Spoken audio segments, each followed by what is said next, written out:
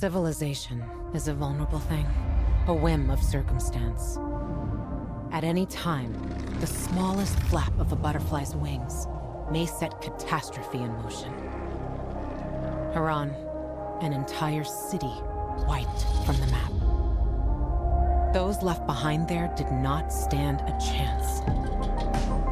As you probably know by now, Dying Light 2 released a little over a week ago. Since its release, I put a little over 30 hours into the game, and I just want to go over some of the things I've noticed in my pretty long playtime of this game. So to start off, I want to talk about the combat. I think the combat looks and feels really good, but it is littered with bugs. When it comes to the combat overall, it's pretty basic.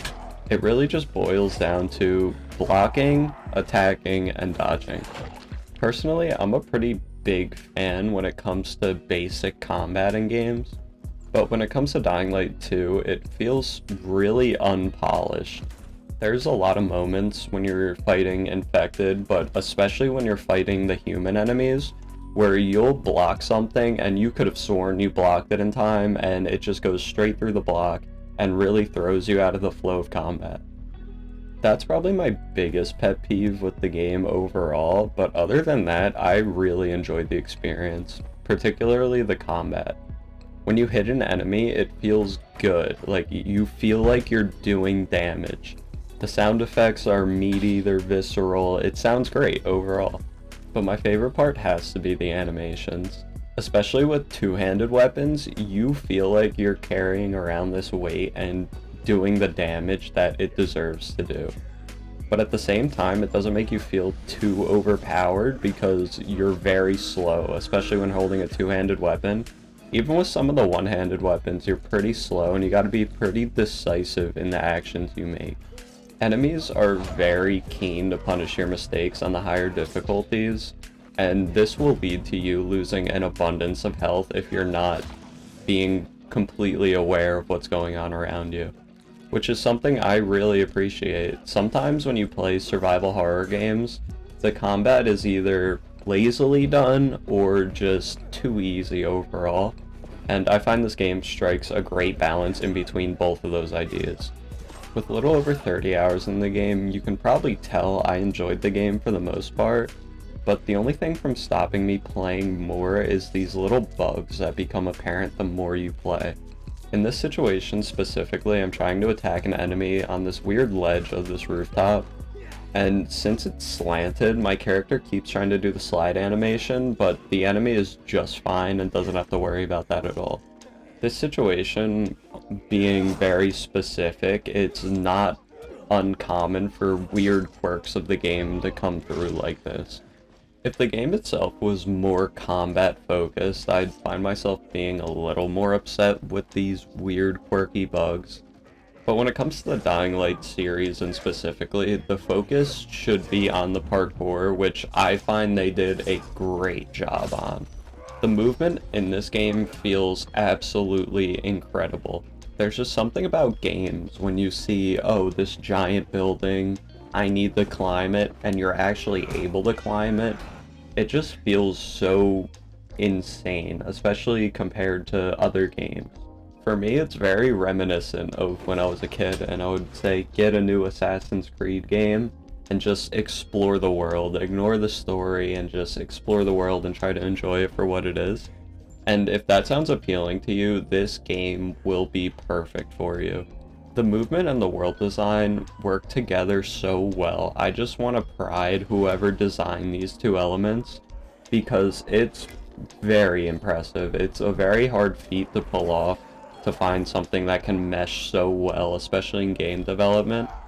So when you have two teams that are really good at what they do and working together, it really shines, especially in a game where parkour is essentially the main aspect. Since Dying Light is this big open world where you can do essentially whatever you want, go to wherever you want, there's got to be side quests, right? And there is a lot of side quests in this game. When the game was first announced, the developers put out a post, I believe on Twitter, saying the game in total would take around 500 to 1,000 hours to fully complete all the side content. At first I was like, oh, this is pretty cool. If I enjoy this game, there's going to be a lot more game to play overall. But when it comes to the side quests, there are a few specifically that shine, that are unique. But most of the time it's just going to be, oh, can you get this for me and bring it back? Or, oh, run this parkour race and you'll get a reward. The side quests are extremely basic and extremely repetitive after you've done each type of quest 10 times. Besides the combat, that's probably the biggest thing from keeping me coming back. I understand when you're putting out this amount of content, not everything is going to be perfect and refined and well thought, but those aspects need to be a minority in your game design. A majority of the quests shouldn't be the same thing over and over again. This is a pretty big problem with open world games in general, but there's ways to make those specific instances feel unique. A game I feel does side quests very well is Fallout New Vegas. If you've never played it, it's just like any other Fallout game, but the story and the side characters are so well written. You can just see the love that went into these characters and the dialogue choices you have with them. They're so well thought out, and this is almost every side quest in that game. So it's definitely possible to have a mass amount of side quests and make them enjoyable to play and listen to, but by no means is it an easy thing to accomplish. I would have appreciated it much more if they went for quality over quantity, but that seems to be like a common trope in game design overall nowadays. As games get more advanced and developers have more and more assets to work with, they want to implement more content just for the player to go through. This leads to a diminishing quality in the side quests themselves.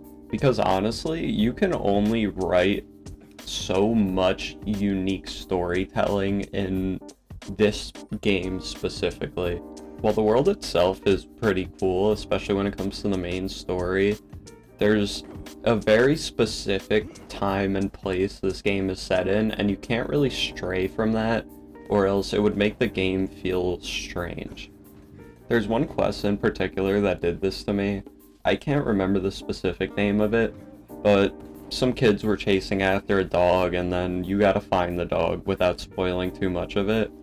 But the strange thing to me is, I never encountered dogs in the game up until that point, and that was a solid way through the game. I was probably about halfway through the game, and even when I finished the game, there was no other dog.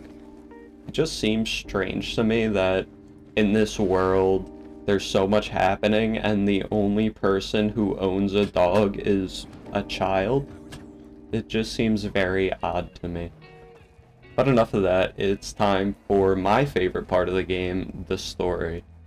A lot of reviewers, especially initially, gave this game a lot of flack for its story, and while it's not perfect by any means, it's still pretty enjoyable. I had a good time. I found myself liking a lot of the characters.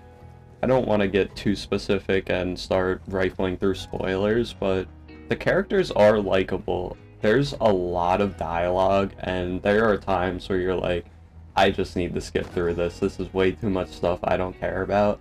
And I really do encourage doing that with this game. When it comes to story-based open world games, I usually like to listen to every piece of dialogue, but in this game, they tend to reiterate stuff a lot. So if you're big into the story of games and you find yourself skipping through a lot of the dialogue here, don't feel bad. It's most of the time it's pretty well written, but there are moments where you can definitely tell there's not a lot of thought that went into the dialogue here. The other thing you're gonna encounter in the story is major choices. And they're well done for the most part, but they don't really change the outcome of the game, especially when you get to the end. Not to give out too many spoilers, but just make whatever choices you feel are right, because if you're just trying to get to the open world segments, it's not gonna matter for the most part. But overall, I did enjoy my experience with the game. I didn't find the characters specifically unlikable. There were a couple where I was like, oh my god, can this person just please stop talking? But I feel like they were written that way and it adds to their character almost. So if you haven't played this game yet, please give it a shot. It's a really good time overall. Another big thing I didn't really talk about too much was the co-op, and it is buggy, but if you have a friend that just wants to play a game just to pass the time, I find this is such a great way to do it. Just an open world parkour simulator, not even acknowledging the combat or the side quests. It's just a good time to race your friends and see who has the better build, things like that. So if you've been debating trying Dying Light 2, I'd say try it if you have the $60. It is quite expensive for what it is. Like I said, I only got about 30 hours of gameplay out of it, and I like to look at it as every dollar I should be getting about an hour of gameplay. I can't see myself going over that at the moment, but hopefully they might add something to the game that'll make me come back. So if you got the money to spend, give it a shot. If not, it's definitely something that can be ignored. It's not a groundbreaking game or anything. But that's going to be it for me. I hope you enjoyed. Thank you for watching. If you want to see more of this type of stuff, like, comment, subscribe. I will be making game reviews a lot more because I really enjoy making this type of content. More specifically, I'm going to be doing a lot of Elden Ring content.